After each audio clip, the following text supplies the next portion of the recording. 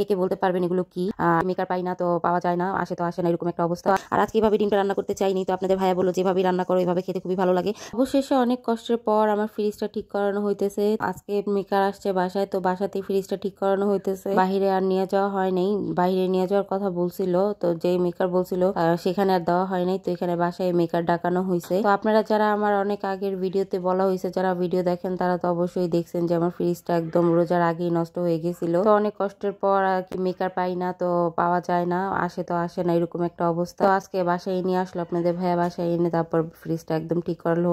আর ফ্রিজটা অবশ্যই ঠিক হয়েছে 2 দিন আগেই। তো আজকে ভিডিওটা আপনাদের সাথে শেয়ার করতেছি। ফ্রিজ না থাকলে যে কত কষ্ট করে চলতে হয় তাই কয়দিনে বুঝতে পারলাম। আর মেকার আনার পরেও কিন্তু 3-4 দিন লাগছে ফ্রিজটা ঠিক হওয়ার জন্য। তো যাই হোক, ফ্রিজটা আলহামদুলিল্লাহ এখন ঠিক আছে। তো এই তো তারপরে চলে আসলাম সন্ধ্যার দিকে রান্নাঘরে। তো কে কে বলতে পারবেন এগুলো কি?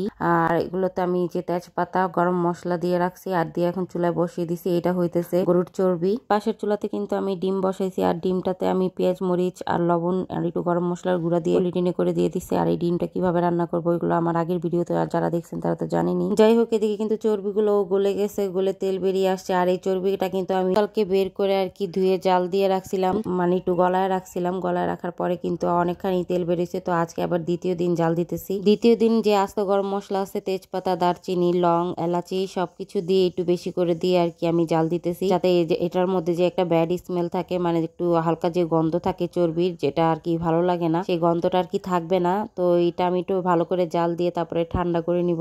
যাই হোক, ওদিকে যে আমি ডিম সিদ্ধ বসেছিলাম, সেই ডিমটা কিন্তু সিদ্ধ হওয়ার পরে আমি ঠান্ডা করে তারপরে কেটে এভাবে ভেজে নিতেছি। আর আজকে এভাবে ডিমটা রান্না করতে চাইনি, তো আপনাদের ভাইয়া বললো যে এভাবেই রান্না করো, এভাবে খেতে খুবই ভালো লাগে।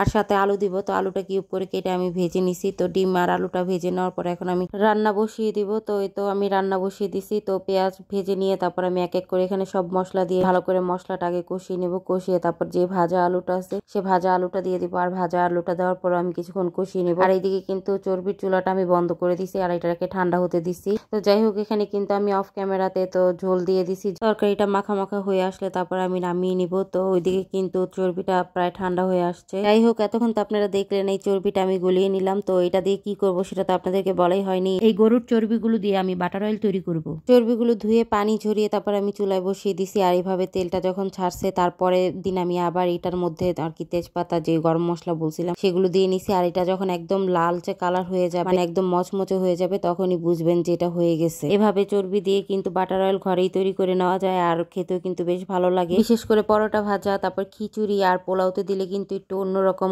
সুন্দর একটা গ্রান হয়। তো এখানে আমি তেলটা এখন ছেঁকে নিব। আর তেলটা কিন্তু হালকা গরম থাকা অবস্থায় করতে হবে, নয়তো দেখা যায় জমাট বেঁধে যায়। তো এই কাজটা একটু সাবধানে করতে হবে। তো আমি বড় একটা ঝুড়ির উপরে শুকনো কাপড় দিয়ে দিলাম। আর এই কাপড়টা দিয়ে তারপরে এখন আমি অল্প অল্প করে তেলটা দিয়ে তারপরে ভালোভাবে ছেঁকে নেব।